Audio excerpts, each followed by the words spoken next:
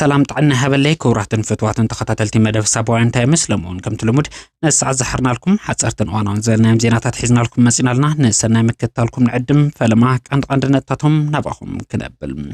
بريزيدنت إساياس أفورقي سفرعت بلسقنا اب تقري حسيب ونزنبر علامة فشلنا نقدميت اب باريرنا يكبل تغيسلو بريزيدنت إساياس أفورقي لو على ونتو عملكتو زحلف وملختون الزرارب خويل الله بسفيحو نباهم نقبلو قداك ونيوم ودب حوحاتن وتحضر كوماند سراوي تግራይ ኣብ ዓፋር ናብ ዝንቀሳቀስ ሓይሊ ሽማግለ ከም ዝላኹ ተገሊጹሎም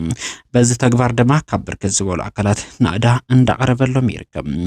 ኣብ ጸለምቲ ጽዑቕ ወተሓድራዊ ምንቅስቃስ ሰራዊት ምክልኻል ኢትዮጵያ ሕዝውን ብዝተደራጀው መልክዕ ምቅጻሉ ተገሊጹሎም ዝርዝር ሓበሬታ ክህድወዩ ክቡራትን ፍትዋትን ተኸታተልትና እዚኦም እንካሎትን ዘካተ ዕለታዊ ምድላውና እስካዕ ፍጻመ ብምጽናሕ ክትከታተልዎን ዕድም ላይክ ኮሜንት ሼር ሰብስክራይብ ምግባር ከይትስንቁ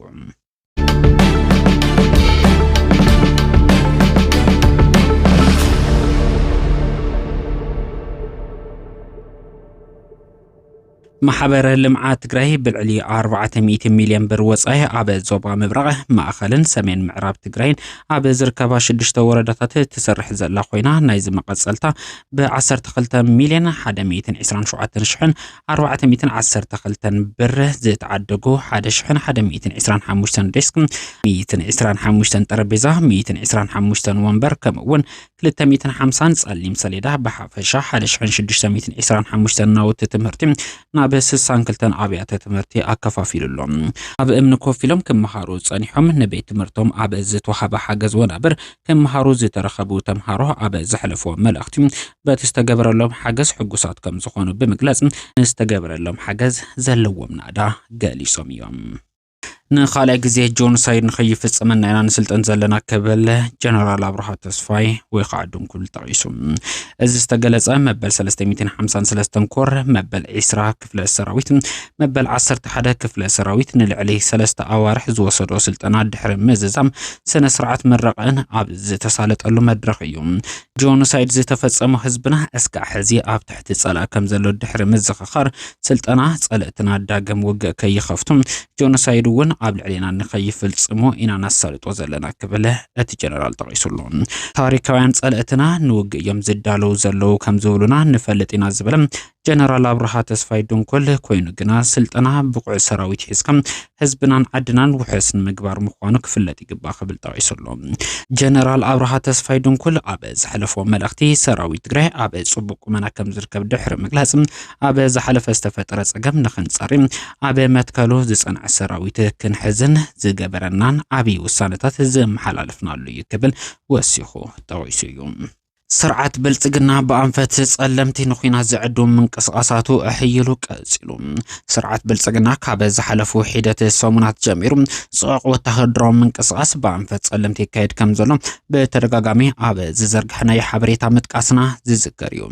ازخا اب كتما ماي صبر خونا اب زتفلالي كبابتات صلمتي گلگالوت انترنت بترغاغامي كقرارص بمقبار سرعة بلصقنا كاري حدغኛ زتفحلم سغاتن شقولتن حزب زغاد تغبار اندافصم يركب كابز بتوسخي صعوق زتبحال وتحضر من قصقاس كايد صنح سراويت مكلخال ኢትዮጵያ حزقه لوجيستيكن اصواراتن زصعنا تشكركرتي ببصحي ياتو كمزلو تطعيسلهم اب زحلف اوان اب زرغحنا يسفح زبل حبريتا اتوم نابت خباب زمصو حيلتات سراويت مكلخال ኢትዮጵያ አንጻር ኤርትራ ሆነ አንጻር ትግራይ اب زتفلالي ቦታታት ከፈክሩ ከም ዝስምዑ ነበርቲ ጸለምቲ ዝላኹልና حبريታ ከም ዘመላኽት متقاسنا ዝዝከርዩ ወያነ ቀድም ሕዚ ንሰሜን ዝቂ ሒዳ ብድሕሪት ወጊኣትና ሕዚ ከዓ ንሻዕብያ ወጊና ንሃገር ክሒዳ ክትወገአና ትንቀሳቀሰላ ዝብል ሰፊሕ ናይ ፈኸራ ድምጽ ከም ዘስምዑ ዝገለጹ እዞም ሓይልታት ካብዚ በተወሳኽውን ዓሰበ ክነምልሲና ዝብል ፍልይ ዝበለ ፈኸራ የስምዑ ከም ዘለውን ፍልፍላትና ጠቂሶም ኣለዉ ብሓፈሻ ብኣንፈት ጸለምቲ ዝግበር ዘሎ ወተሓድራዊ ምንቅስቃስ ሻዕሮት ዝፈጥር እንትኸውን ብወገን ትግራይ ኣድላይ ዝተብሃለ ምድላው ክግበረሉ ከም ዝግባእ እንዳተቐሰረ ካብ ጸለምቲ እስካዕ ተከዘዝ ተዘርግሐ ወተሓድራዊ ምድላው ሰራዊት ምክልኻል ኢትዮጵያ ሙሉእ ምንቅስቃሱ ንኹናት ዝዕድም ከም ዝኾነ ፍልፍላት ዝለኽዎ ሓበሬታ ዘመላኽትም ውድብ ሕወሓትን ወተሃደራዊ ኮማንድ ሰራዊት ትግራይ ኣብ ዓፋር ንዝርከቡ ሓይልታት ብሽምግልና ዘሎ ጸገም ንኽፍታሕ ሽማግለ ከም ዝለኣኸ ተገሊጹ። ውድብ ህዝባዊ ወያነ ሓርነት ትግራይ ኮነ ወተሃደራዊ ኮማንድ ሰራዊት ትግራይ ናብ ሸኸተ ኣቦታት ሃይማኖትን መራሕቲ ዓዲ ዝለኣኸ ምዃኑ ዝተገለጸ እንትኸውን እቲ ኣብ ትግራይ ኣንጻራሊ ዘሎ ኩናት ሕድሕድ ብሰላማዊ መንገዲ ንምፍታሕ ዝዓለመ ኣወንታዊ ዝተባሃለ ስጉምቲ ዝወሰደ እንትኸውን በዚ ስጉምቲ መሰረት እውን ውድብ ህዝባዊ ወያነ ሓርነት ትግራይ ንዘተበረዓጽዩ ብዝብል ናብ ሓራ መሬት ወሪዶም ናብ ብረታዊ ቃልሲ ዝኣተው ሓይልታት በዚ ናይ ሽምግልና መንገዲ ኣብ ትግራይ ኩናት ሕድሕድ ካብ ምክፋት ናብ ሰላማዊ መንገዲ ንኽመጹ ዕድል ዝኸፍት ምዃኑ ተገሊጹሎም።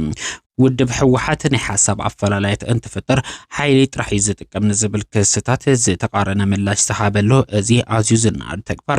ህዝቢ ትግራይ ናብ ሰላም ክመጽእ ሓድነቱ ከጠናኽር እቲ ውድብ ዝጀመሮ ኣወንታዊ ስጉም ኣጠናኺሩ ብምቕጻል ኣብ ሓራ መሬት ተወዲቦም ኣንጻር መሪሕነት ትግራይ ናብ ብረታዊ ቃልሲ ንምእታው ዝሸባሸቡ ዘለዉ ኩናት ሕድሕድ ኣብ ትግራይ ወሊድካ ህዝቢ ትግራይ ንንብዓልቱ ክዳመ ኣብ ታሪክ ትግራይ ተራእዩ ዘይፈልጥ ጸሊም ታሪክ ንምጽሓፍ ዝተወደቡ ሓይልታት በሰላማዊ መንገዲ ቃልሶም ዝሕይሉሉ ባይታ ንምፍጣር ሓድነት ህዝቢ ትግራይ ናብ ንቡር ንምምላስ ዝዓለመ ናይ ሽማግለ ምንቅስቓስ ምጅማሩ እቲ ውድብን መሪሕነቱን ናዳ እንዳቀረበሉ ይርከብ። ኣብ ቀጻሊ እቲ ናይ ሽምግልና ውዳበ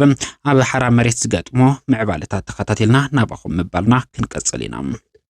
ኣብ ግብጽ ንሓሙሽተ መዓልታት ናይ ስራሕ ዑደት ዝገበረ ፕሬዝዳንት ኢሳያስ አፈወርቂ ኣብ ግብጽ ዝነበሩ ጻንሒ ዛዚሙ ሎሚ ኣስመራ ከም ዝበጽሐ ተገሊጹ።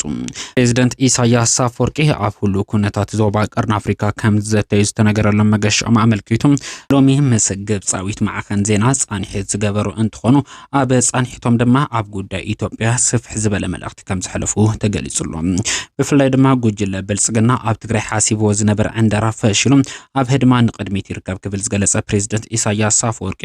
ንሉዓላውነትና ንምሕላው ንወስዶ ስጉምቲ ንማንም ኣካል ንሓተሉ ኣይኾነን ክብል ድማ ጠቂሱሎም። ግን ቅድሚ ምዃኑ ዓዱ ዋዕሉ ዝበለ ፕሬዝዳንት ኢሳያስ አፈወርቂ ስርዓት ብልጽግና ንሉዓላዊ ግዝኣት ኤርትራ ጥሒሱ ንዝገብሮ ምንቅስቃስ ዘየዳግም ስጉምቲ ከም ዝወሰዶ ኣረጋጊጹሎ ፕሬዝዳንት ኢሳያስ አፈወርቂ።